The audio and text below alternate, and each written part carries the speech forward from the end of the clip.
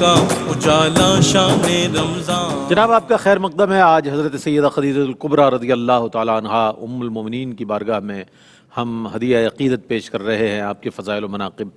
یہ بات میں سمجھتا ہوں کہ قیامت تک آنے والی مسلمان خواتین کے لیے عظمت کا نشان ہے کہ کائنات میں یعنی نبی کریم علیہ الصلوۃ والسلام کے دست حق پرست پر اسلام لانے والا اگر کوئی فرد ہے تو وہ ایک خاتون ہے جن کا نام حضرت خدیجہ الکبریٰ رضی اللہ تعالیٰ عنہا ہے۔ اس حوالے سے مفتی صاحب کچھ فرمائیے گا، قبول اسلام کے معاملے میں پوری امت میں آپ سب سے پہلے اسلام لے کر آئیں، تو اس اعتبار سے آپ کا شرف، آپ کی منزلت جو نظر آتی ہے پوری عالمین کی خواتین میں، اس حوالے سے میں چاہتا ہوں کچھ ارشاد فرمائیے۔ جی بالکل، اس میں دو جہتیں ہیں۔ ایک یہ ہوتا ہے کہ انسان کی بعض چیزیں قدرت و اختیار میں نہیں ہوتی، من جانب اللہ ہوتی ہیں، بعض چیزیں قدرت و اختیار میں ہوتی ہیں۔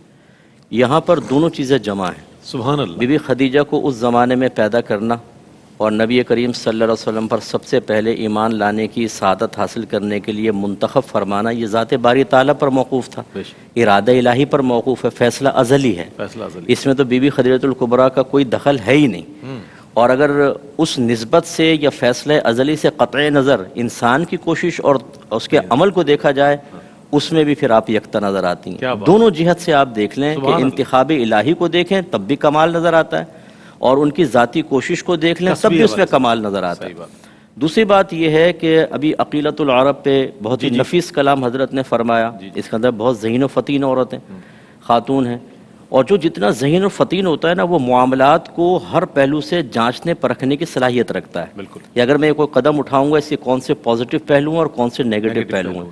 اس کا مطلب ہے نبی کریم صلی اللہ علیہ وسلم کے سے شادی کرنا اور اس کے بعد پھر باقاعدہ ایمان لا کر تمام خطرات کو مول لینا، یہ تمام چیزیں آپ کے پیش نظر تھیں۔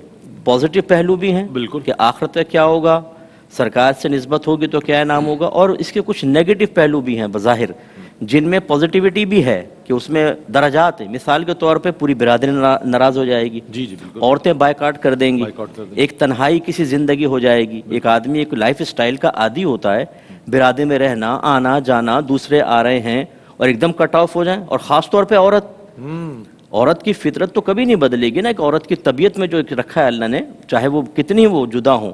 امہات المومنین کی اگر ہم حیات طیبہ کا مطالعہ کریں تو وہ سب سے افضل اور اعلیٰ بھی نظر آتی ہیں، اور ایک عام عورتوں کی طرح ان کی طبیعت بھی نظر آتی ہے جس پہ وہ غالب نظر آتی ہیں۔ لیکن ایک مسئلہ عرض کر رہا ہوں کہ کوئی ایسا تو نہیں ہوتا کہ انسان ان تقاضائے بشریت سے باہر ہو جاتا ہے، ہو ہی نہیں سکتا۔ اس کا مطلب ہے بی بی خدیجہ الکبریٰ رضی اللہ تعالیٰ عنہ نے سب چیزیں دیکھیں، غور و تفکر کیا اور پھر عملی قدم اٹھایا۔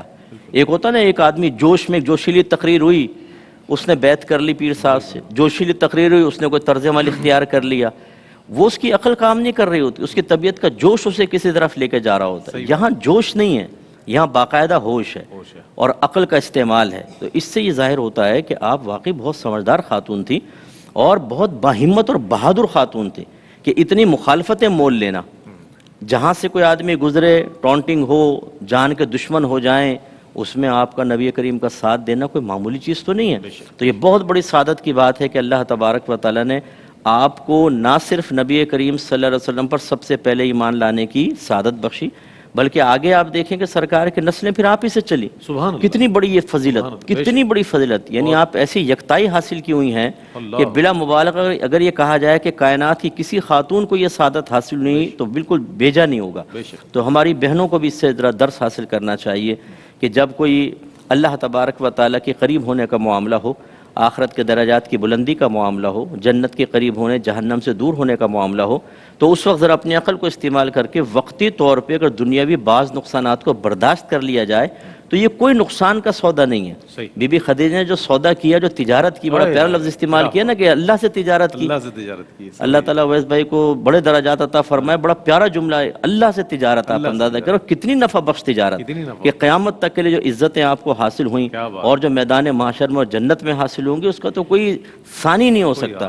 تو اللہ تعالیٰ ہم سب کو، بلکہ بہنوں کے ساتھ ساتھ ہمیں بھی اپنی والدہ سے درس حاصل کرتے ہوئے اس طرح کی قربانیاں دینے کی توفیق عطا فرمائے۔ مفتی صاحب ایک چیز اور بھی علامہ حافظ اویس صاحب نے جب بیان فرمایا، اس میں ایک چیز تھی کہ جب نبی کریم علیہ الصلوۃ والسلام پر وحی نازل ہوئی، اس وقت جو آپ نے ہمت بندھائی، آج کی خواتین کہ اگر شوہر پر کوئی وقت آ جائے، برا وقت آ جائے، تو وہ ان کا رویہ کیسا ہوتا ہے اور وہ حضرت خدیجہ الکبریٰ کا رویہ، میں چاہتا ہوں رضی اللہ تعالیٰ عنہ، اس کے حوالے سے بھی کچھ میں چاہتا ہوں چند جملے آپ کے. ہماری خواتین تو وہ شوہر پہلے ٹینشن میں آتا ہے، وہ سراپا ٹینشن اندر بیٹھی ہوتی ہے، ہائے میں تو پہلے ہی کہہ رہی تھی ایسا نہ کرتے، اللہ اب کیا ہوگا. وہ بیچارہ شوہر ویسی عادت شوگر پیشنٹ ڈبل شوگر ہو جاتی ہے اس کی، بلڈ پریشر ہائی. آپ نے کتنے خوبصورت انداز سے جو ایک فطری تقاضے کے تحت سرکار پہ ایک پریشر طاری ہوا تھا، ورنہ سرکار سے بہادر شجاع کون؟ اعصاب کی مضبوطی جتنی آپ کو حاصل قیامت تک کسی کو حاصل نہیں ہوگی، لیکن اس کے باوجود وقتی طور پہ پہلی وحی کا ایک روب، ایک غلبہ، ایک دبدبہ، اور پھر اچانک آپ کی توجہ جب قوم کے رویوں پر گئی کہ وہ کیسی خطرناک قوم میں سرکار کو مبعوث فرمایا گیا، جو بات بعد میں کرتے تھے تلوار پہلے نکالتے تھے، تو ایک فطری تقاضا تھا کہ یہ ایک روب طاری ہونا تھا. لیکن بی بی خدیجہ نے کیسے اس روب کو ختم کیا ہے، یہ ہے بہت سمجھداری کی بات تھی. بڑے پیارے سرکار کے اوصاف ذکر کیے اور آپ کو یقین دلایا کہ جب یہ انتخاب اللہ کی طرف سے ہے تو یہ کیسے ہو سکتا ہے کہ اللہ تعالیٰ آپ کو تنہا چھوڑ دے. تو بعض چیزیں ایسی ہوتی ہیں کہ سمجھدار انسان، بہت ہی بلند و بالا انسان، زیادہ پڑھا لکھا، اس کی توجہ بعض پہلوؤں کی طرف نہیں ہوتی، اور اس سے کم درجے کا شخص کوئی ایک بات ایسی کہتا ہے کہ اچانک اس پہ کنیکشن مل جاتا ہے اور پھر ایک دم توانائی بڑھ جاتی ہے اور ہمت بڑھ جاتی ہے، اور یہ بی بی خدیجہ نے کام کیا. سبحان اللہ سبحان اللہ. حضرت خدیجہ الکبریٰ رضی اللہ تعالیٰ عنہ کس طرح حضور علیہ الصلوۃ والسلام کے حبالہ عقد میں تشریف لائیں، اس کے حوالے سے، اس نکاح کے حوالے، نکاح شریف کے حوالے سے حافظ علامہ حافظ اویس صاحب کیا فرماتے ہیں؟ بسم اللہ الرحمن الرحیم. جی یقیناً حضرت خدیجہ الکبریٰ رضی اللہ تعالیٰ عنہ کی عمر مبارک 40 ہو چکی تھی، اور اب آپ نے، مورخین نے لکھا ہے کہ یہ ارادہ کر لیا تھا کہ اب آپ مزید عقد نہیں کریں گی، نکاح نہیں کریں گی، کیونکہ آپ کو بہت سارے رشتے آ بھی چکے تھے اور آپ نے ان کو قبول نہیں فرمایا تھا. مگر جب آپ صلی اللہ علیہ وسلم سامان تجارت لے کر روانہ ہوئے، حضرت میسرہ نے جو ہے وہ آ کر حضور علیہ السلام کے بارے میں بتایا. بلکہ مورخین نے لکھا کہ جس وقت حضور علیہ السلام کا قافلہ واپس آ رہا تھا تو یہ بالکونی سے دیکھ رہی تھی اس قافلے کو آتے ہوئے، تو دیکھتی ہیں کہ ایک شخصیت ایسی ہے کہ جس پر بادلوں نے سایہ کیا ہوا. تو یہ ان کی عقیدت جو ہے وہ بڑی. اور میسرہ سے جب پوچھا تو انہوں نے کہا کہ یہ ایک بات، ایسی تو کتنی باتیں ہیں جو میں نے جو ہے وہ اس سفر میں دیکھی ان کے ساتھ، ان کو غیر معمولی محسوس کیا. نستورہ راہب کا ذکر کیا کہ اس نے یہ کہا کہ اس درخت کے نیچے اللہ کا نبی ہی اترتا ہے، یہ اترے ہیں تو یہ آخری نبی ہیں، اور میں اگر ان کا زمانہ پاؤں تو ان پر ایمان بھی لاؤں گا اور ان کی مدد بھی کروں گا. اور اس طرح کی بہت ساری چیزیں، پھر آپ کے اخلاق، آپ کا رویہ، وہ ساری چیزیں بتائی. تو ان کا دل مائل ہوا اس طرف کہ وہ آپ صلی اللہ علیہ وسلم کو نکاح کا پیغام بھیجیں. اس سے پہلے آپ نے حضور علیہ السلام کی پھوپھی حضرت صفیہ رضی اللہ تعالیٰ عنہ کو بلوایا اور ان سے بات چیت کی، حضور کے دیگر چیزوں کے بارے میں بھی معلومات حاصل کی. پھر اس کے بعد کنیز نفیسہ کے ذریعے آپ نے نکاح کا پیغام بھجوا دیا. حضور صلی اللہ علیہ وسلم نے اپنے چچا حضرت ابو طالب سے مشورہ کیا، دیگر بڑے لوگوں سے مشورہ کیا. انہوں نے کہا کہ اس رشتے میں تو کوئی ایسی چیز نہیں ہے جس کو منع کیا جائے، سردار قبیلے کی خاتون یہ تو مطلب یہ رشتہ کرنا چاہیے. تو پھر حضور صلی اللہ علیہ وسلم اپنے چچا حضرت ابو طالب کو، حضرت امیر حمزہ کو، دیگر لوگوں کو خاندان کے لے کر پہنچ گئے، اور پھر یہ عقد نکاح جو ہے وہ منعقد ہوا. اور حضرت ابو طالب نے جو ہے بڑا فصیح و بلیغ خطبہ ارشاد فرمایا. وقفے پر جی ایک وقفہ لے لیتے ہیں، وقفے کے بعد جب ہم لوٹیں گے انشاءاللہ اس نکاح کی تفصیل جو علامہ حافظ اویس احمد صاحب بیان فرما رہے تھے مزید انشاءاللہ بیان فرمائیں گے. وقفے کے بعد حاضر ہوتے ہیں، ہمارے ساتھ رہیے گا.